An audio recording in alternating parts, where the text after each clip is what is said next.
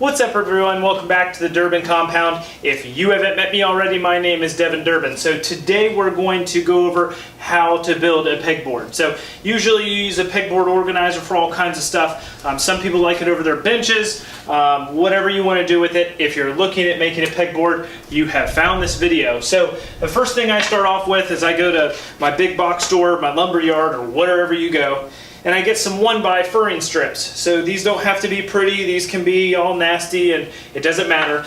Just make sure they're the 3/4 inch thick, or I think they're 5/8, I don't know, but it really doesn't matter. Get you some furring strips to go behind your pegboard. So the key to cutting these, and what you want to do is, you want to figure out exactly how wide your pegboard is. So this is a 2 foot by 4 foot sheet. You can buy them like this. You can buy 2 foot by 2 foot. You can buy 4 foot by 4 foot. You can buy 4 foot by 8 foot. It really doesn't matter. You do not have to really worry about cutting this pegboard. You can just get it like this.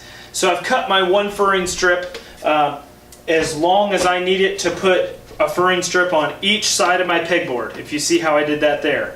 So literally that's all I do is cut it just so my pegboard will line up and cover these furring strips. So now the process is, let's go ahead and drill some holes in these furring strips, and then after we're done drilling the holes in the furring strips, I usually drill 3 or 4 in my long ones, and I drill 2 in my short ones up top. Next we will drill holes in the pegboard itself, just off of the edge, and then I countersink them to make sure that the screw is buried when I put it up on the wall. So now you're going to look at the back of my head for a minute. We are going to figure out exactly where I want my pegboard to be. So if I decide I want it about right here somewhere, the easiest thing to do is get your screw out. I'm using 2-inch screws to attach this to the wall. Okay, I am going to haphazardly just put my first one on the wall somewhere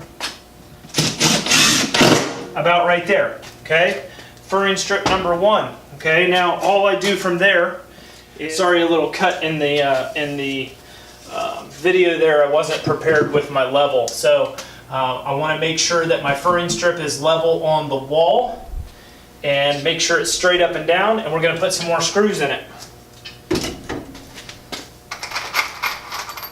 So like I said, I usually do 3 screws in these uprights.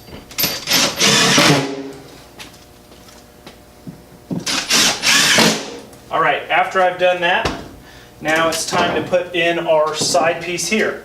So what I go ahead and do with that is use my large framing square here, and I'll line it up with the edge here, get it close. Alright. One thing to keep in mind is that we're not building the Taj Mahal here. This doesn't have to be perfect. You are literally just putting this up on the wall to mount your pegboard over it. So it's going to cover up most of the stuff. It's going to cover up, and you shouldn't have any mistakes, or mistakes showing for that matter.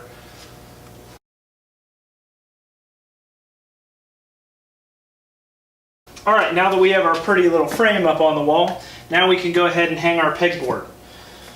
So we'll spin our pegboard around here, obviously with the countersink parts facing you. I use little 1-inch fine thread screws for this, just so I do not crack my furring strip. So I don't believe in really pilot drilling for these because they're such a small screw. They're not really intrusive, and you can get away with it. So we're going to hold the pegboard up and put it into place.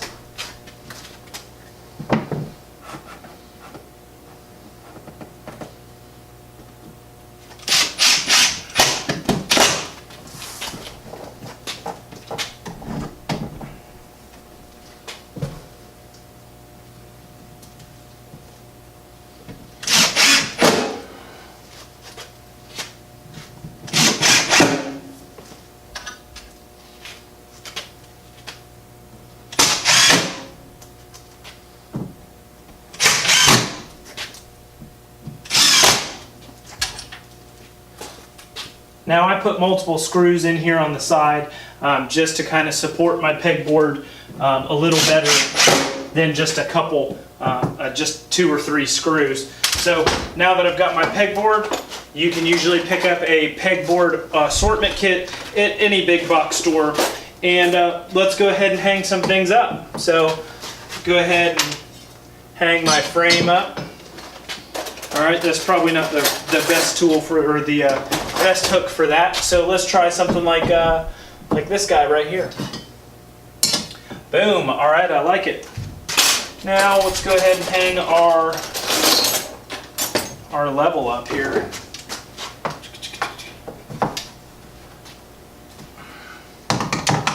Boom. All right, that concludes our project on how to make a pegboard. So just remember that you are not building a Taj Mahal here. It really doesn't matter. You can be a little rough with it. As you can see, the frame is not seen from behind or seen from the front. It's behind your pegboard, so you don't need to worry about it being absolutely perfect. Now, of course, I measured and cut all of this before the video to save a little time, but that's how to make a pegboard, and I hope you guys enjoyed the video. So if you like my content, please hit subscribe. Go ahead and smash that like button or give me a thumbs down, whatever you're into. As always, we'll see you guys next video.